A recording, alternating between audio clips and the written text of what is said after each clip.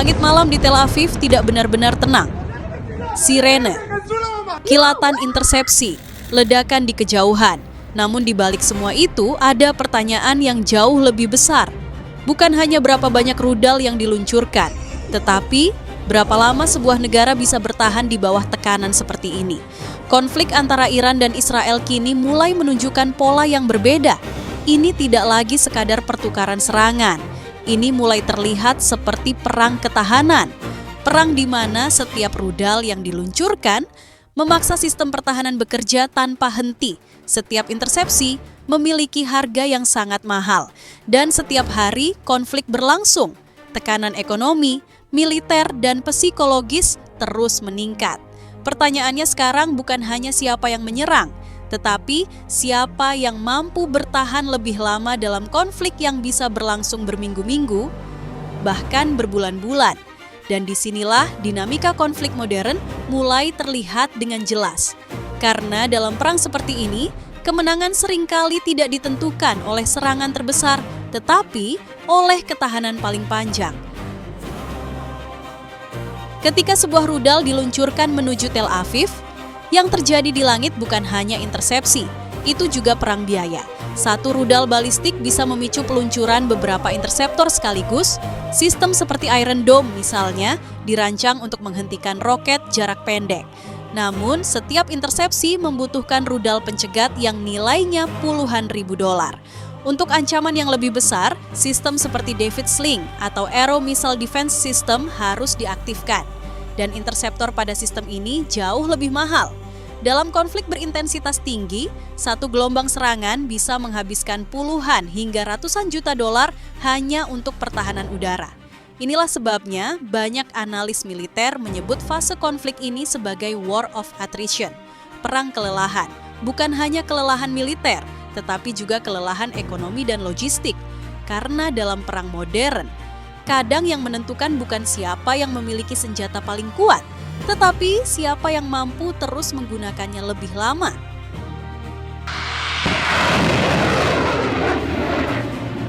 Beberapa hari terakhir memperlihatkan pola yang mulai berbeda. Serangan tidak lagi datang sebagai satu gelombang besar.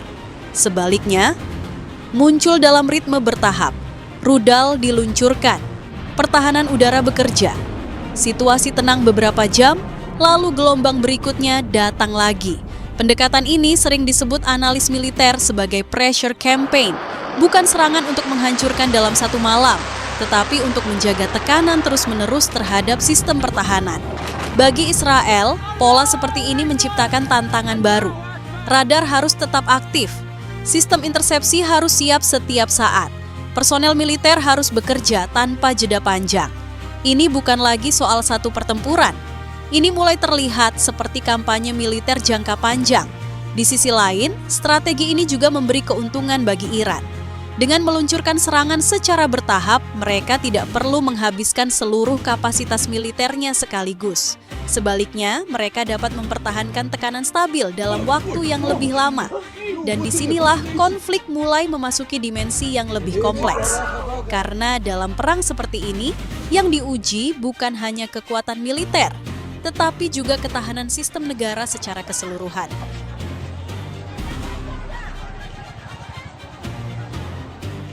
Namun konflik ini tidak berdiri sendiri. Setiap rudal yang melintasi langit antara Iran dan Israel sebenarnya berada di dalam peta geopolitik yang jauh lebih luas. Di belakang Israel ada sekutu utamanya, United States.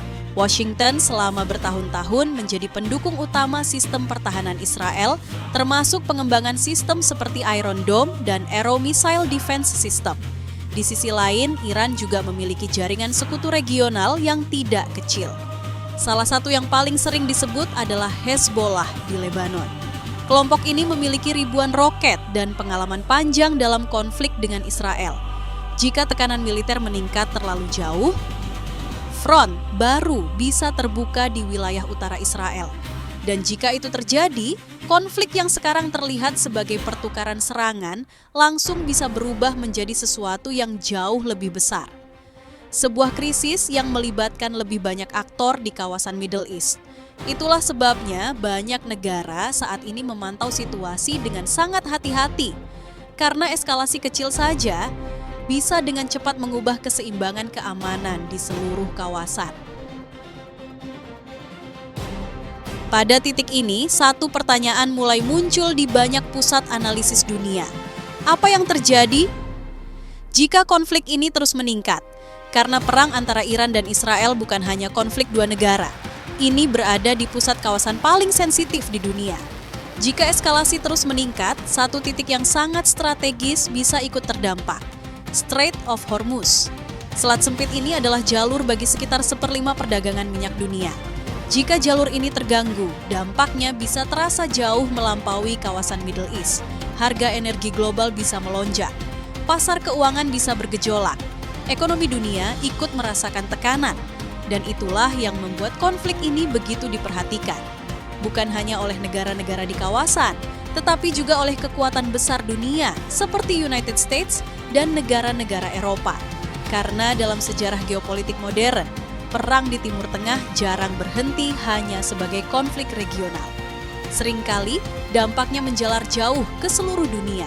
Dan saat ini, dunia sedang menyaksikan satu pertanyaan besar yang masih belum terjawab. Apakah konflik ini akan mereda atau justru menjadi awal dari fase ketegangan yang jauh lebih besar?